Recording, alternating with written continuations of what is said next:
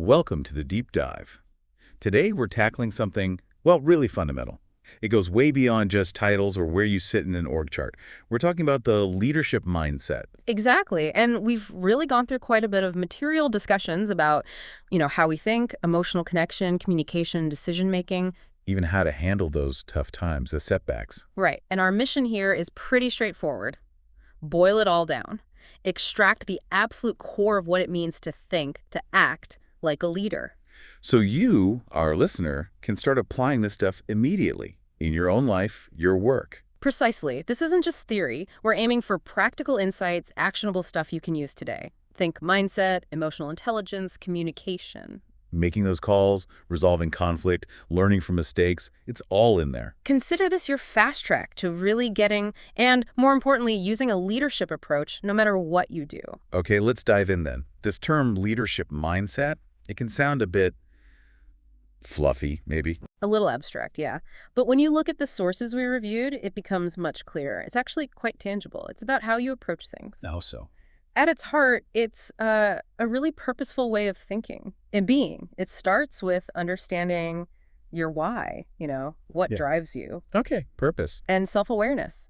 Knowing your strengths, yes, but also where you need to grow. Plus, a real sense of ownership, responsibility for your actions, your impact. So it's less about directing traffic and more about your internal compass. Exactly. It's proactive. It's about seeing challenges not as problems, but, well, as opportunities to stretch yourself, to learn something new. Taking initiative then, not waiting to be told. Absolutely. Taking that initiative and, crucially, keeping the bigger picture in view, that long-term vision, understanding how today's tasks fit into that larger goal. It sounds very engaged, Yeah. solution-focused. And one source really hit on the relationship side too. Definitely. Building relationships, positive influence. And what's really interesting from the materials is this idea that the mindset itself can actually be more critical than specific skills sometimes. More critical than skills. How? Well, think about Carol Dweck's work on the growth mindset, that core belief that you can learn, you can develop your abilities. Right, the growth mindset idea came up a lot. Yeah, and that belief is like rocket fuel for innovation, for resilience, bouncing back, which, let's face it, is essential in the world today. Okay, let's unpack that growth mindset a bit more. What does it actually look like for someone operating that way? Well, the fundamental belief, like we said, is that abilities aren't fixed. You can cultivate them through effort, through learning. So you're not just stuck with what you've got. Not at all. Someone with this mindset, they tend to embrace challenges. They don't shy away. They see them as chances to get better. Failure isn't some final judgment. It's feedback. Exactly. It's just data. Information on what to try differently next time, and this spills over into how they work with others, too. How so? They encourage learning in themselves and their teams. They're genuinely open to feedback. They see it as a gift, really, a tool for improvement. So less defensiveness, more curiosity. Loads more curiosity and openness to different ways of thinking, because they get that new perspectives are how you make progress. And the people they choose to be around.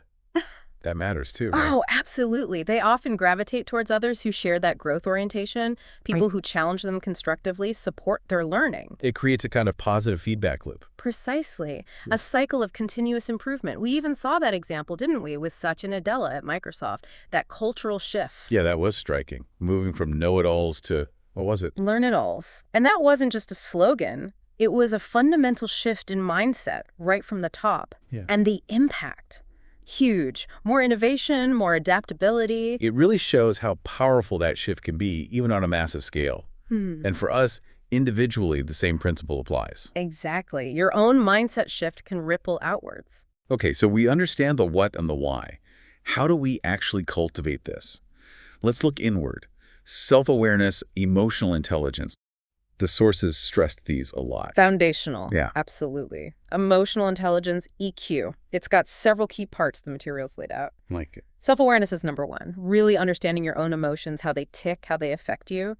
Then there's self-regulation, managing those emotions effectively, not letting them hijack you. Right, and then understanding others. That's empathy. tuning into others' feelings, seeing things from their perspective. And finally, social skills, building rapport, communicating clearly, managing relationships. And this isn't just about being, nice. There are real practical upsides. Huge upsides. And the material gives practical ways to build it, like regular self-reflection. Seriously, taking time to just think, how did I react? Why? Carving out that time. And actively seeking honest feedback. Maybe asking trusted people for specific examples, like one article suggested. It helps see those blind spots we all have. Ooh, that takes courage. It does. And noticing your own triggers, what situations just push your buttons. Understanding that is key to managing your reactions. And interacting with others. That's where active listening comes in. And empathetic listening. Really focusing on understanding the other person, their words, their tone, what's behind the words before you even think about your response. Putting yourself in their shoes. Trying to, yeah. And Daniel Goleman's work, mentioned in the sources, makes a strong case that EQ can actually be more important than IQ for leadership success. Wow. More than IQ. That's quite a statement, given how much we value smarts. It is. But think about it. Leaders with high EQ, they build trust more easily, real connection, they handle stress better, their own and their teams. Which leads to a more resilient team overall. Exactly. It fosters that supportive environment. You can probably think of times, right, when someone's EQ or lack of it made a huge difference in a tricky situation. Definitely. Okay, so we're working on self-awareness, EQ. Yeah. How do we then connect effectively outwards? Communication seems like the next logical piece. It's absolutely central. The sources are unanimous on this. Great leadership needs great communication. You can have brilliant ideas, but if you can't get them across, They fall flat. pretty much. Key skills. Active listening is huge. Again, that focus on truly understanding before jumping in. Easier said than done sometimes. Our minds race ahead. So true. Then clarity, speaking, writing with real purpose, making sure the message lands clearly, no fuzziness, empathy and communication too, showing you respect others' views. And feedback. Vital. Being able to give constructive feedback and receive it gracefully. It's all about growth. I like that Brene Brown quote from one source. Clear is kind really reframes directness. It does, doesn't it? Because clear, honest communication, even when it's tough news, shows respect. It builds psychological safety. That term again, psychological safety. Because it allows people to speak up, take risks, share ideas without fearing they'll be shot down. That's where engagement comes from. Now, communication isn't one size fits all, is it? Different audiences, different situations. Great point. Adaptability is key. A skilled leader knows how to tailor their communication style. Like how? Give me examples. Okay, with your own team. You probably want an open, encouraging style, fostering collaboration, making people feel heard. Makes sense. But talking to, say, senior stakeholders. Might need to be different, more strategic, perhaps more data-driven, focused on their specific priorities, the bottom line maybe. And customers. Then it's all about their needs, understanding what they value and clearly articulating how you meet that need. So the core question is always, what does this audience need from me right now? Exactly that. Adjusting your tone, the level of detail, even the language you use. It's not about being fake. It's about being effective, intentional. Right. Okay, communication nailed down. What about making decisions? That's a big part of leadership. Any key strategies from the sources? Decision-making. Yeah, it's often a mix, isn't it? Logic and intuition, analysis and experience. A blend. Definitely a blend. The sources highlighted a few key steps. First off, define the problem clearly. Sounds obvious, but... If you don't know the actual problem, your solution won't fit. Precisely.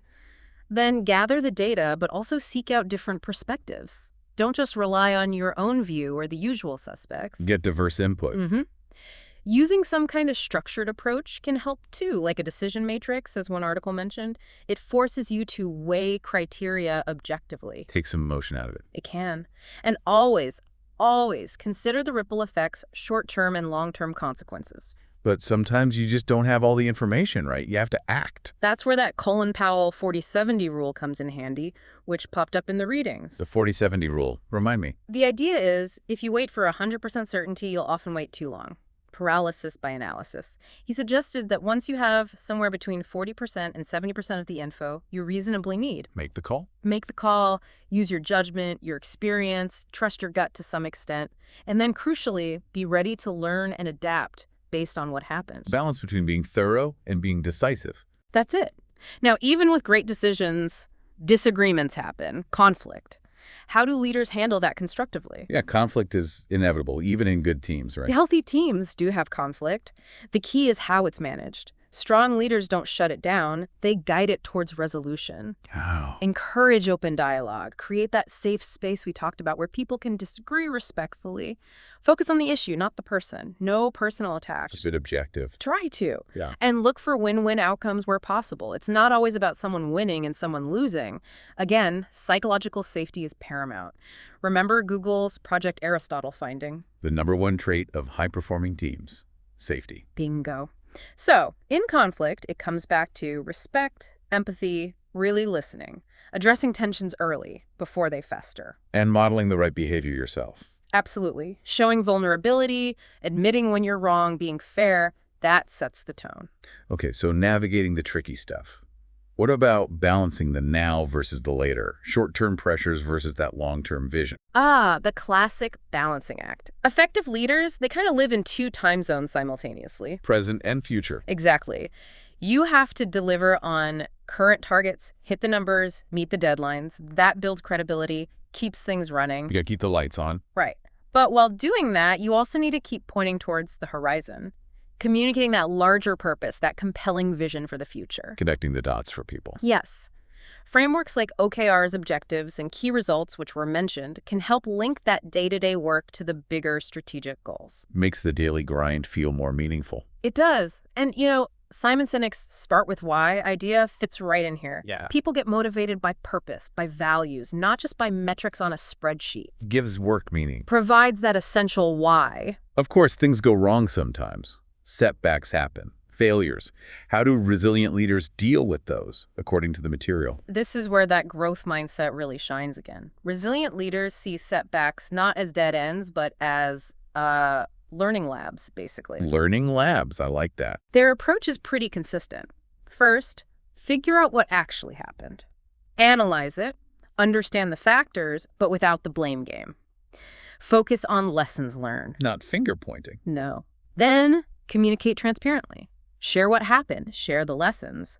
And critically, keep morale up. Maintain that forward momentum. Don't let the setback derail everything. That fail-forward concept. Exactly. Think of that Michael Jordan quote about all the shots he missed, games he lost. And that is why I succeed. Right. Leaders who embody that, who show it's okay to stumble as long as you learn, they create a culture where people feel safer taking calculated risks, trying new things. Which fuels innovation. You got it. Because people aren't terrified of failure. They see it as part of the process. Okay, this has been incredibly insightful. We've covered mindset, EQ, communication, decisions, conflict, vision, resilience. Quite the toolkit. It is. But now, let's make it personal for everyone listening. How do you take all these principles and start applying them right now, regardless of your job title? That's the million-dollar question, isn't it? And it really starts with self-leadership. Leading yourself first. Yes, making a conscious daily commitment to reflection. Thinking about your actions, your impact. Being intentional about your own growth.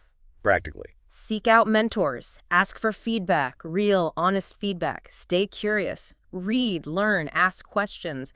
Actively build that resilience muscle. And remembering leadership isn't tied to a title. So important. Anyone can lead from anywhere. It's about influence, initiative, positive contribution. Yeah. Focus on building your EQ. Practice that clear, empathetic communication. Act with integrity, always. It's about how you show up. Exactly. Remember that Nelson Mandela quote, "I never lose, I either win or learn." Powerful. That is the leadership mindset, isn't it? It's not a position, it's an approach. Own it, develop it, use it to make a difference. So the big takeaway here for you, listening, is that this leadership mindset isn't some fixed trait you're born with. It's an approach, a skill set, something you can actively cultivate. A continuous journey of learning and growth, really. It's about how you choose to navigate your world, professionally and personally. And it can make a real impact. Absolutely. So maybe a final thought to leave with everyone.